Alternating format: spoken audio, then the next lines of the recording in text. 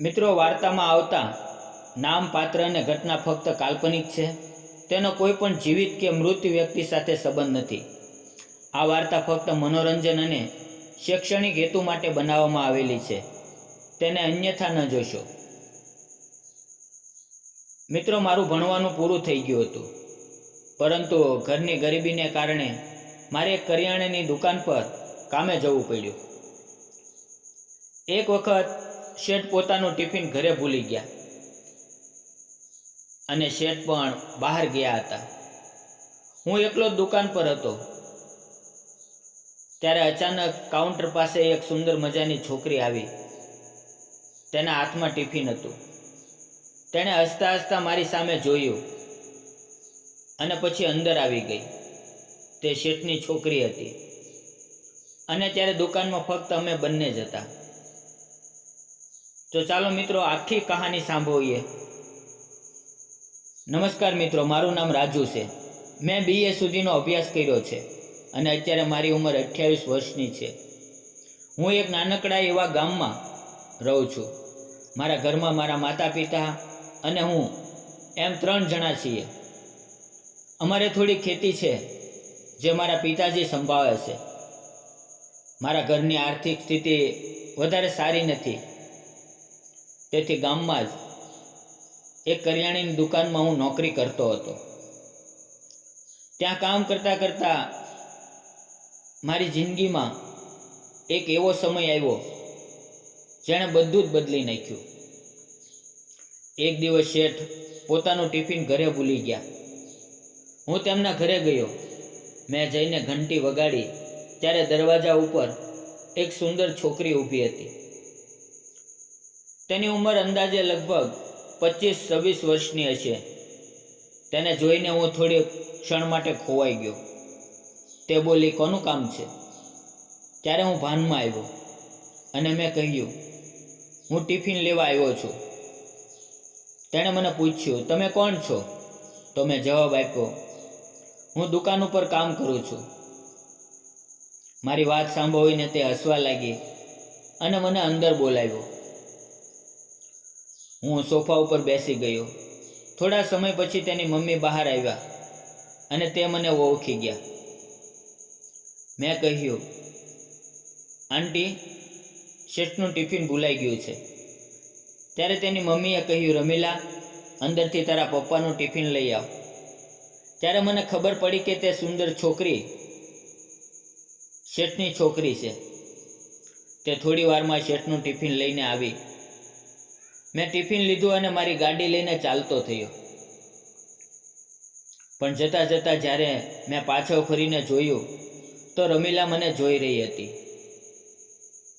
હું રસ્તામાં વિચારી રહ્યો હતો કે હું અહીંયા ઘણા દિવસથી કામ કરું છું, પણ મેં એને ક્યારેય કેમ નથી જોઈ.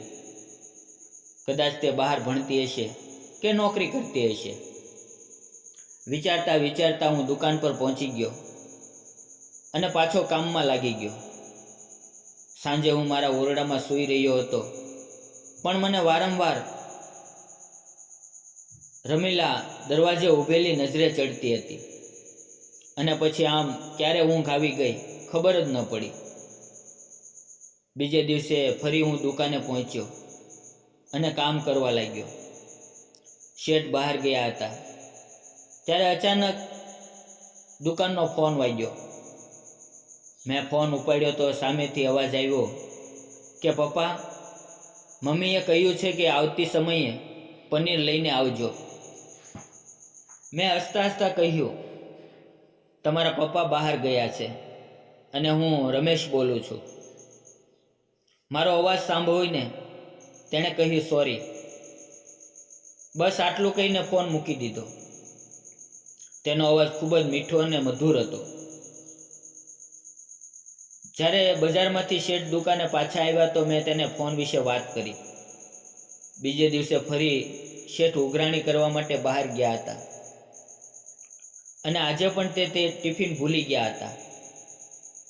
પણ આજે તેની દીકરી રમીલા ટિફિન દેવા દુકાને આવી. તે કાઉન્ટર પાસે આવી અને હસતા હસતા બોલી, "પપ્પા ક્યાં છે?" મેં તેને કહ્યું, "પપ્પા બહાર ગયા છે." પછી તે અંદર આવી અને ખુરશી પર બેસી ગઈ. હું આવતા ગ્રાહકોને સામાન આપતો હતો અને તે મને જોઈ રહી હતી. તેણે પૂછ્યું, તમે કેટલું ભણ્યા છો? મેં કહ્યું, મેં BA પૂરું કર્યું છે. ત્યારે તેને થોડું આશ્ચર્ય થયું અને તેણે કહ્યું, BA કર્યા પછી પણ તમે દુકાનમાં નોકરી કરો છો? મેં હસતા હસતા જવાબ આપ્યો, ઘરની પરિસ્થિતિને કારણે આગળ અભ્યાસ ન કરી શક્યો અને મારે નોકરી કરવી પડી.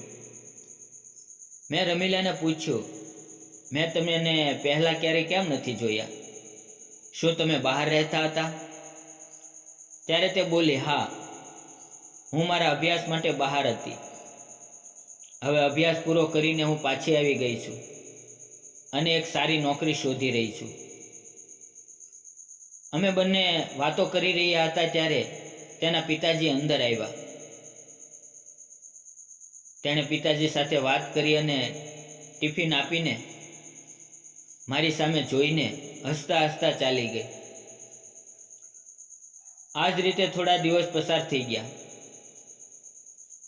એક દિવસ શેઠ કોઈ કામ માટે શહેરમાં ગયા હતા અને ત્યારે ત્યાં તેનું એક્સિડન્ટ થઈ ગયું અને હું તરત દુકાનનું બંધ કરીને શહેરમાં પહોંચી ગયો. ડૉક્ટરે કહ્યું કે તેના પગ પર ઓપરેશન કરવું જરૂરી છે. પછી તેના પગને સર્જરી શરૂ થઈ અને મેં પણ ફોન કરીને તેના ઘરે જણાવી દીધું. મારી વાત સાંભળીને તે બંને ખૂબ ગભરાઈ ગયા અને રડવા લાગ્યા. પછી હું થોડા દિવસ શેઠની પાસે શહેરમાં રોકાઈને હોસ્પિટલમાં તેની સેવા કરતો રહ્યો. 7-8 દિવસ હોસ્પિટલમાં રહ્યા પછી અમે ઘરે આવતા રહ્યા અને પછી હું એકલો જ દુકાન ચલાવતો રહ્યો. એક દિવસ સવારે લગભગ 9 વાગ્યે રમીલા દુકાન પર આવી. મેં તેને પૂછ્યું, તમે અહીંયા કેમ આવ્યા છો? તમારે તમારા પપ્પા પાસે રહેવું જોઈએ. તો તેણે હસતા હસતા કહ્યું, મમ્મી તેની પાસે છે અને પપ્પાએ પણ મને કહ્યું છે કે થોડો સમય દુકાન પર જઈને રમેશને મદદ કર. રમીલા સાથે કામ કરવું અને વાતો કરવી મને ખૂબ ગમતી હતી. સમય કેવી રીતે પસાર થઈ જાય તેની ખબર જ ન પડતી. હવે તે રોજ દુકાન ઉપર આવવા લાગી અને અમારી વચ્ચે એક ઊંડો સંબંધ બનવા લાગ્યો. રમીલા મને ખૂબ ગમવા લાગી હતી, પરંતુ હું ગરીબ ઘરનો અને તે અમીર ઘરની છોકરી હતી. બપોરે દુકાન 1 કલાક માટે બંધ રહેતી. ત્યારે અમે શટર અડધું નીચું કરીને ત્યાં જ ભોજન કરતા. આજે અમે ભોજન કરી રહ્યા હતા. હું તેને જોઈ રહ્યો હતો અને તે શરમાઈ રહી હતી. થોડી વાર પછી તે બોલી, રમેશ, તમે અમારા માટે કેટલું બધું કામ કરો છો. તે મારા પપ્પાની મુશ્કેલીના સમયમાં મદદ કરી. તમે એકલા દુકાન સંભાળો છો. આટલું કહેતા કહેતા રમીલાએ મારો હાથ પોતાના હાથમાં લઈ લીધો, પણ મેં તેની વાતનો જવાબ ન આપ્યો. હું સાંજે જ્યારે રમીલાને તેના ઘરે મૂકવા ગયો ત્યારે મેં શેઠની મુલાકાત લીધી અને કહ્યું, માલિક, મને માફ કરજો, હું કાલથી કામ પર નહીં આવી શકું. તેણે મારી સામે આશ્ચર્યથી જોયું અને કહ્યું, શું થયું? મેં કહ્યું, રમીલા સાથે રોજ દુકાન ઉપર રહીને અમારા બંને વચ્ચે પ્રેમ થઈ ગયો છે. હું તમને છેતરવા નથી માંગતો, તેથી તમે કોઈ બીજાને રાખી લો. આટલું કહીને હું સીધો ઘરે આવી ગયો. આમ 1 અઠવાડિયું વીતી ગયું. હું ઘરે જ હતો. કોઈ પણ કામમાં મન નહોતું લાગતું. મારી આંખોની સામે વારંવાર રમીલાનો ચહેરો આવતો હતો. ત્યારે અચાનક મારા ઘરની સામે એક કાર આવીને ઊભી રહી ગઈ. મેં બારીમાંથી જોયું તો તે શેઠની ગાડી હતી. શેઠ ગાડીમાંથી ઉતર્યા. તેની સાથે રમીલા અને તેની મમ્મી પણ હતી. મેં દરવાજો ખોલ્યો અને તેને બેસવાનું કહ્યું. પછી પાણી આપ્યું. મારા માતા પિતા પણ ઘરે જ હતા. મેં જાતે ચા બનાવી અને ત્રણેયને આપી. ત્યારે રમીલાના પિતાજીએ કહ્યું, રમેશ, તે જ્યારથી દુકાન ઉપર આવવાનું બંધ કર્યું છે ત્યારથી રમીલાએ ખાવાનું અને પીવાનું બંધ કરી દીધું છે. તે અમારી સાથે પણ વાત નથી કરતી. હંમેશા ઉદાસ રહે છે. મારા જીવનમાં મેં તારા જેવો ઈમાનદાર માણસ ક્યારેય નથી જોયો. જ્યારે મારી ઉપર સંકટ આવ્યું ત્યારે તું શહેર સુધી આવ્યો, મારી મદદ કરી, દિવસ રાત મારી સાથે રહ્યો અને પછી તે દુકાન પણ સંભાળી. મને ક્યારેય પણ તારા કારણે કોઈ તકલીફ નથી થઈ.